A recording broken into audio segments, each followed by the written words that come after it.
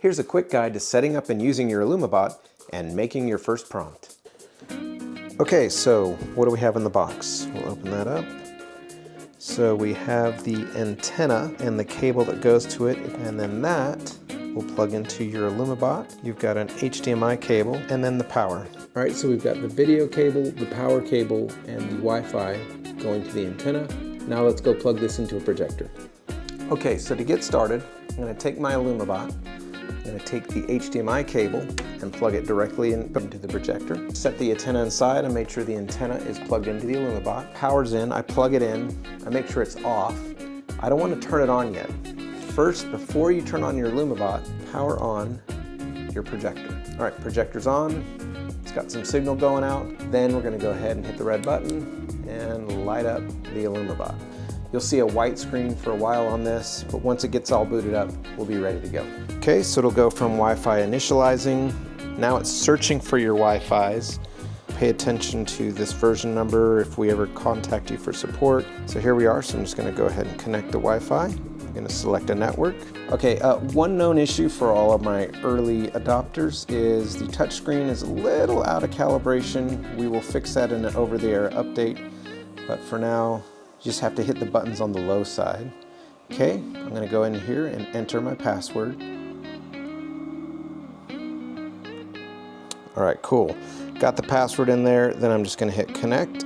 Okay, so we had a successful connection, so I'll simply hit close, settings, and home. All right, so the bot is online, and now we're going to move on to getting the app to recognize the bot. All right, so when you first log in, you're going to have our home screen. Okay, so when you first jump into the point page, you probably won't have any bot. What you're going to do is make sure that your phone and the bot are on the same Wi-Fi. As long as they're on the same Wi-Fi, you can hit this Find Nearby Bots. And it's going to reach out and look for any bots online and should go ahead and adopt it. Now, I've already adopted mine, but you'd get a prompt-up window saying you want to adopt. You just say yes, and then you would have your first bot show up. Okay, so I've got my bot here. What you're going to do is go into edit mode. Okay. Now, you typically would have no locations. I've got a few in here. You just have your first location. You can hit plus to add a new location anytime you want. So if anytime you go to a new place to set up, make sure you choose a new location so you can save all your work from a previous setup. All right, so one of the best things you can do to really get used to things first, to get your practice run, is to pick something very simple to project on. I suggest something square. Here is a perfect target. Just a nice square sample of something. It's got some lines we're going to try to shape around, but I just want to mask out this one square and then corner pin. This will be your easiest thing, a square object to get used to. Everybody wants to jump in and just go do their house, which you could do, but do a little practice on something square. You'll thank me later. So once you picked your target, you've got everything online, the next thing I want you to do is hit this paintbrush icon, and you're going to send white. What that does when you send white, not only does it light up your projection surface, but it also lets you know what your boundaries are and what you can capture. So that's really handy. Usually I try to get the projector even closer to really fit tight on the target, but as long as it fits all the way around, send white, that takes us to where we can now take a picture. All right, now that we've sent a white image to our projector to really light everything up, we're ready to take a picture. So we're going to go to upload photo. All right, notice the instructions here that we want to get the camera lens as close to the projector lens as possible. If you don't do that, nothing's going to align and it's going to drive you crazy. So just trust me when I say get it close. Doesn't have to be perfect, but get it as close to that lens as possible. Really important. Okay, so now that I'm close to the lens, I'm just going to pinch and zoom so I'm filling up the frame with as much of the image as I can without cutting anything off, kind of get it level, and snap. And there we go. I've got a great picture, it's close enough. And then it's going to ask me if I want to create a mask. I'll say yes. Continue.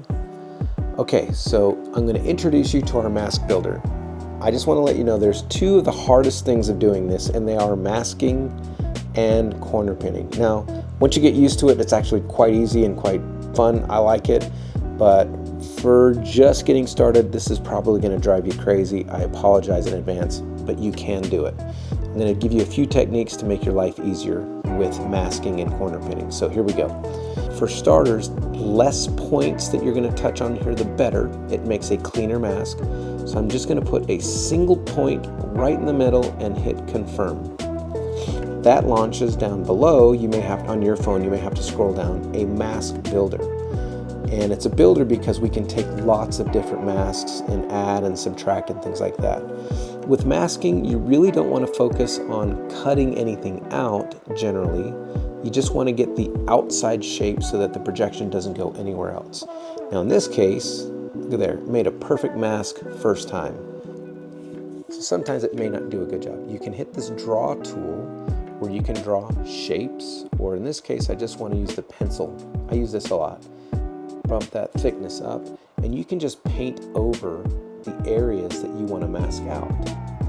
And I use this to kind of just fill in spots that the masking didn't do a great job on. So let's just say I do that right there. You hit this green add mask on the top, and then notice it builds the equation. So I can say that minus that equals that. Or if you're just filling in gaps, you want to do that plus that. So now I've got a good mask. I'm going to show you one other technique for masking just in case. This is super secret, you're not supposed to see it, but because masking is such a pain, I'm going to show it to you anyway. We're working on some new technology to make masking much easier. If you press and hold the mask pencil icon, you get the back door into our secret masking tool. In this case, you just touch one time, and this new engine's just going to analyze the whole image and show you the mask that it wants to use. And boom, we've got a perfect mask on here. If it doesn't quite get something, you can just touch another dot and it'll keep adding until it gets pretty close. So we want to improve this before we release it in wide scale, but if you want to try it out, just try the secret back door and press and hold that button. Okay, I'm going to hit save.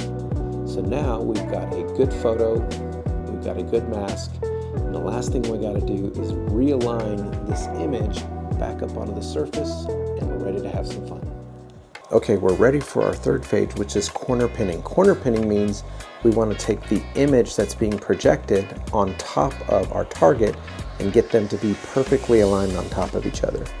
To do that, we're going to hit this begin corner pinning button, and I've given you some tips here on things to do, like rotate the phone, use 2 fingers, make sure you work this slider down, which I'll show you in a minute, and what this lock tool means. So read those instructions and then hit continue.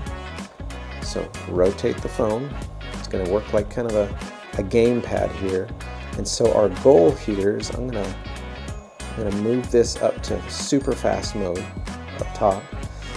And if you'll notice these fingerprint icons, if I just touch this one right here, watch what happens to the image behind. Okay, we're morphing it. So I'm going to just try to do my best to pin that right in the corner pinning. I'm going to grab this one, stick it there, but notice it messes up the other ones here. This is where the fun battle begins. Stick that one, stick that one. I'm going to bump this a little bit more. Okay, it's just roughly there, and then I'm going to hit this turtle icon right here. The turtle slows things down so you can do more precise movements and resets the pins. So I'm going to get that a little closer. Turtle. Get some more turtles. And that way I can really just dial this in. I'm going to dial this one over here. Okay. Another technique, I'm going to hit turtle again, is I like to use 2 fingers at the same time. 2 on the right and 2 on the left. And the reason I do that, this square is super easy, and that's why I want you to practice on it. But sometimes you need to squeeze these together or apart, like in this motion that I'm doing right here, to get the scale right. You want to get these top and bottom things to really match on the left, or on the right actually, and then go over to the left and do the same thing. this technique for me has been the fastest in really just nailing my mask. One more turtle till I'm at the bottom of the stack. That is it. So boom. Now you can see my projected image and the real image are in perfect alignment. I'm going to hit save and then exit. And now we are ready for some fun. We're going to jump over to the prompt page. You can see I've already been doing some prompts on this one. I'm going to do a new prompt. This will be in simple mode. Most of you have a supporter account, so that's simple mode. I'll tease you a little bit with advanced mode in a minute, but everybody's on supporter mode. We're going to call that good for right now. Supporter mode, you just have a good, super easy, a positive prompt, and then you can get your results down below. So all you have to do is just say what you want. I'm going to change this count to 3. The new means just give me new content. If you have something that you created that's really awesome and you want to just tweak this prompt but have the same results or similar results, you would use same. So I rarely use that, but sometimes when I just want to dial it in without changing the thing I got, I would use same. So we're just going to keep that on new. And so now I want to create a prompt. Now, if you're lacking imagination or you just want to kind of get sparked and going, so you don't know exactly what to say, definitely try this little dice that's up here. You hit that, and it just creates, well, this is going to be good, a random prompt with lots of detail. So I'm going to hit generate 3. All right, here it goes. Let me scroll down, and you can see there are 3 cooking up. When you see the yellow icon, that means that it has the prompt has definitely reached our servers, and the servers have got it. When this yellow light turns green, that means the servers are now working on it, and it's about to churn it out and then send it back to you. Then after green, you would just see the results come up. While these are coming up, I do want to show you a neat feature. So if I go back to prompt, just to the point page here, actually, can you see right here? So back to prompt, to the point page right here, you'll see up in this corner or up in the top is a yellow gallery button. You hit that, it's just a different view of everything, all the different prompts you've been prompting. And it shows like some are in the server working, some are there, all the different results. This is helpful. Someone just asked me that yesterday on the support ticket, like if they have a bunch of messed up prompts or that they don't want, do I have to go delete them one at a time? Well, if you go into gallery mode and hit this little gray button, you can multi-select as many as you want, and then hit that nice little delete button on the bottom, and poof, they're gone. Also, by doing that, whenever you select one, you immediately change what's happening on the wall. So I'm going to go turn off this light so we can see some cool stuff.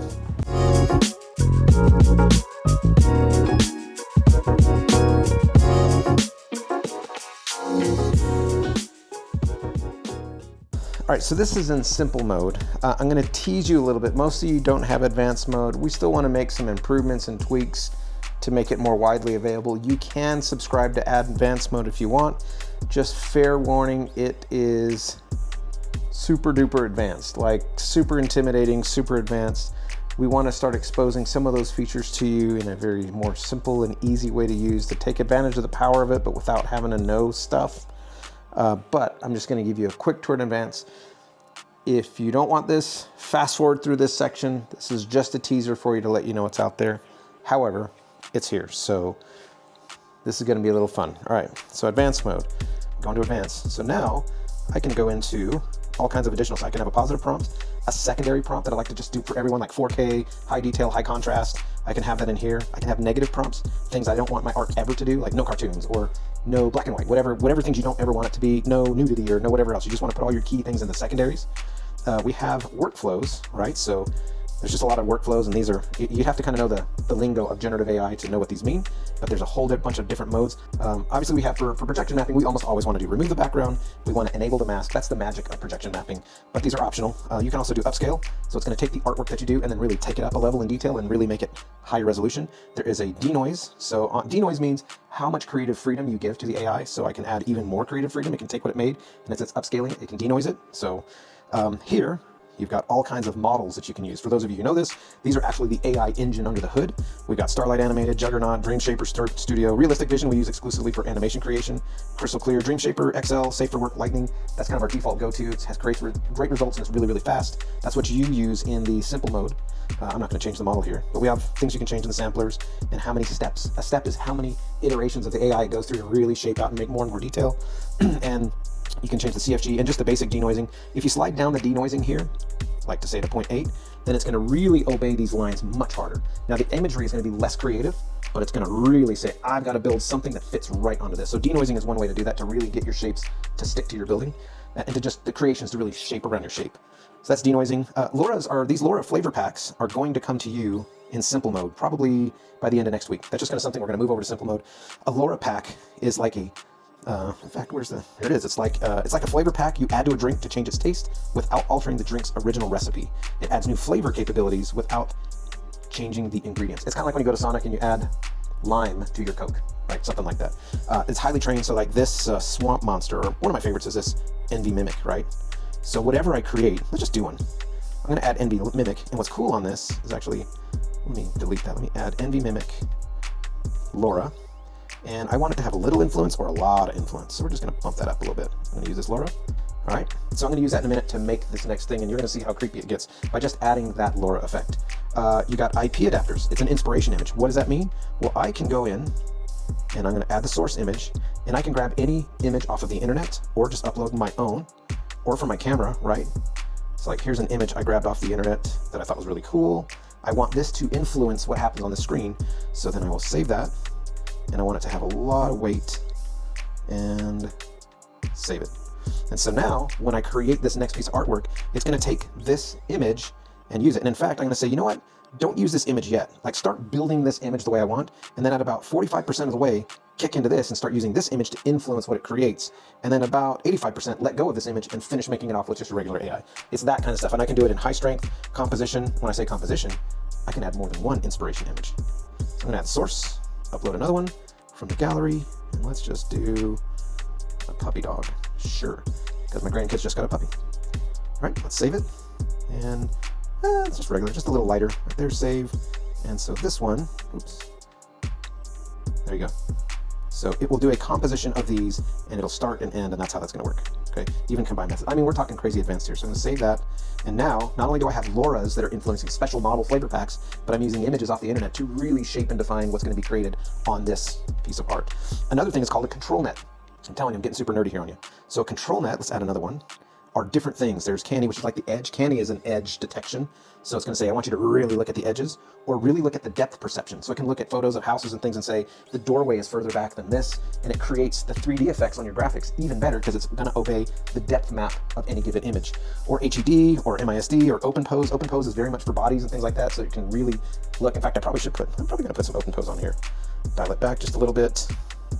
I can even give the OpenPose a source image to make it really feed off of that. Let's save that. So now I've got 3 different control nets influencing how it's going to shape this image.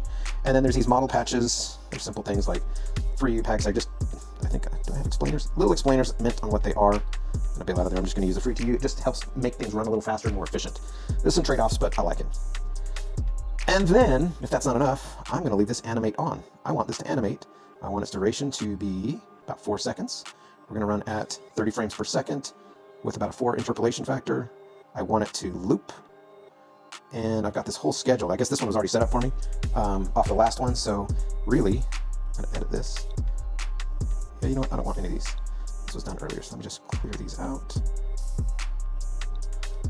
So these are instructions to the animation. That's going to say, it's a prompt schedule. So here, I'm going to say, rising smoke. Okay, and I want that to start at 20%. So nothing, just do normal animations, and at 20%, I want it to do rising smoke. Okay, now let's do another one. And then I'm going to put, at about 50%, the rain begins to fall. All right, we'll start that at 55.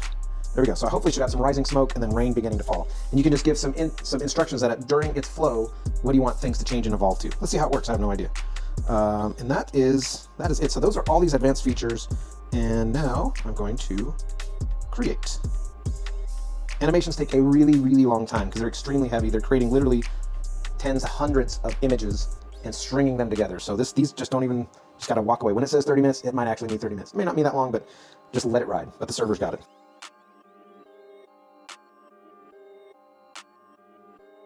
All right, the next thing I want to show you is we had point, prompt, and now I want to get to play. Play is where we set all of our favorites, the things we really like, and we can turn them into kind of a show. I want to save this now, so I'm going to just call this Neon Pirate. I have a folder. I'll need to create a new one, so I'm just going to put this demo video. Now I got a new folder to keep it organized. There is a flag here for share with community. If you turn this off, it won't go to the community homepage that you see. But if I have it on and I hit save scene, so there's one we did with an animation earlier. Deep's done a few of those. These images were done at the Sanger Theater. Notice some of these have multiple pages because there are multiple projectors. Also, if you go to play now, I have this group called demo video. It has one thing in it, so let's go add some more. Okay, so here we are. So now that we have this playlist, we can just say select all and play. Okay, a few other things I want to just show you here on the app. We've got the help menu. Definitely look through here on learning more about how to use it. If you get stuck or you're broken or something's wrong and you want to reach out to us, hit the contact us and just fill out the form, and that'll go right to our support team so we can take good care of you and make sure we can get you the help you need. I hope this was helpful. Please share your creations on the community and on your socials. If you get stuck, don't forget to hit that help button and reach out to us. We're here to help. And remember, I can't wait to see what you create.